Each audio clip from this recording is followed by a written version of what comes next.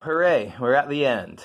So, problem 44, we have to show a limit does exist, and we're going to do this one with polar coordinates. So 44, limit as xy goes to 0, 0, 5x squared minus 2y squared over square root of x squared plus y squared. We want to show that this equals 0.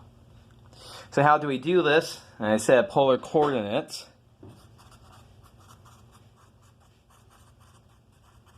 So what does that look like? X is r cosine theta. Y is r sine theta. X squared plus y squared is r squared.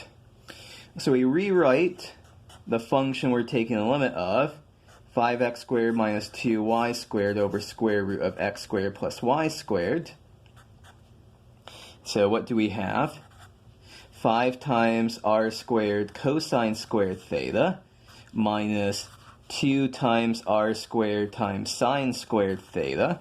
All of that over square root of r squared. So square root r squared is r.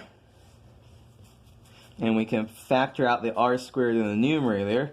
5 cosine squared theta minus 2 sine squared theta.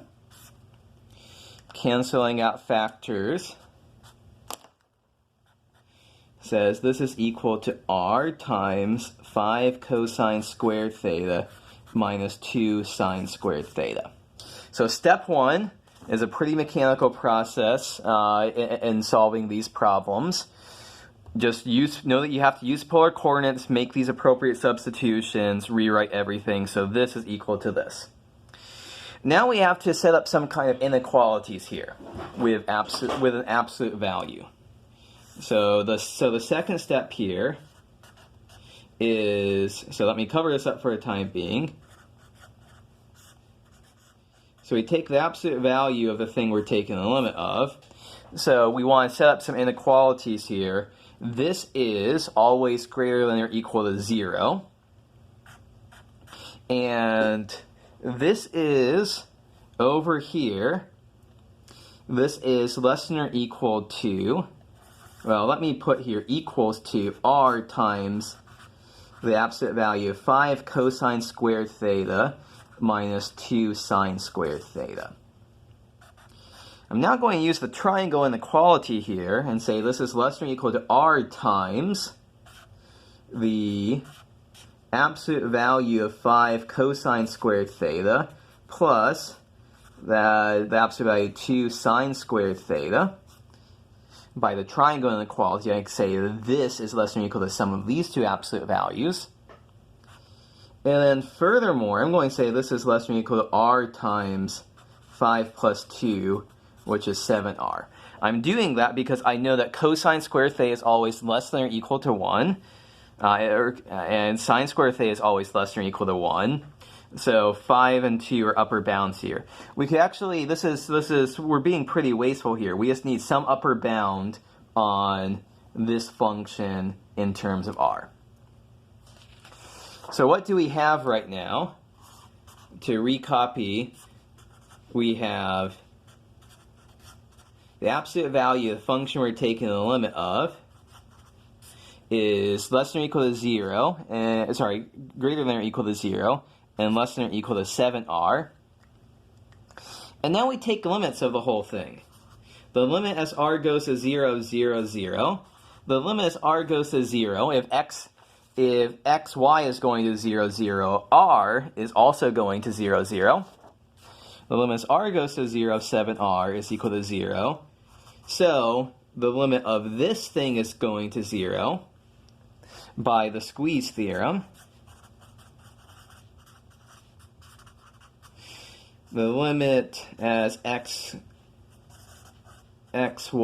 goes to 0, 0 of the absolute value of what we want here, that's equal to 0. And if the limit of an absolute value goes to 0, the only way that can happen is if the original the original limit was 0. So this is how squeeze theorem questions work in general. This is a very standard thing. So what happens? We use polar coordinates. If I want you to show that this limit does exist, this is a pretty standard set of steps. Use polar coordinates to rewrite the function you're taking the limit of in terms of r's and thetas. You take the absolute value of the function you're trying to take the limit of. You say that's always less than or equal to 0, greater than or equal to 0. And then you have to say it's less than or equal to something in terms of r. You have to find some upper bound in terms of r, and that lets you say it's trapped between 0 and something that depends on r, where both of these, as r goes to 0, the limit is 0. So they are squeezed together. So this is squeezed together by these two functions. And so its limit must also be 0. And so then we remove the absolute values. That's how we conclude that this limit here is 0. So I asked you to show a limit does exist. This is your method. This is how you should be doing it. Okay, so that was problem 44, and we have one last problem on the sheet, problem 45. Okay, so it's an acceleration. So we're basically given the second derivative of a function, and we have to come up with the original position function. So what's going on here? We're basically given that a of t is really the second derivative of position here. So we're told that the second derivative of position of r double prime of t is 2t comma 8. And we're told a couple of initial conditions. We're told that the velocity at time t is equal to 0 is I minus j. So the velocity is r prime at 0. I minus j is 1 minus 1. And we're told the position at time t is equal to 0. We're told that r of 0 is 2, 3.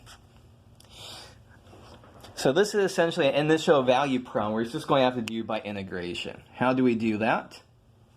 So we know r double prime of t is 2t comma 8.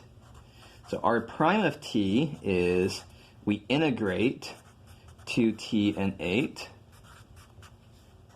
And we end up with t squared and 8t plus, so this is an indefinite integral. We need a constant, a plus c, but our constant is a constant vector. So let's fill it in c1 comma c2. Okay, at this point, let's go ahead and use our first initial condition to figure out what c1 and c2 are. So r prime of 0 is 0 squared and 8 times 0 plus c1, c2. And that needs to equal 1 minus 1. And so we see c1 and c2, so 0, 0 plus c1, c2 is equal to 1 minus 1. So c1, c2 is 1 minus 1. So what is r prime of t? It's t squared, so the first component is t squared plus c1, and c1 is 1. The second component is 8t plus t2, c2 is minus 1. So there is r prime of t. Now, we do the same process again to come up with r of t itself. So we integrate t squared plus 1 and 8t minus 1. And we end up with t cubed over 3 plus t and 4t squared minus t plus another constant vector, which I'll call d1, d2. And we use our other initial condition.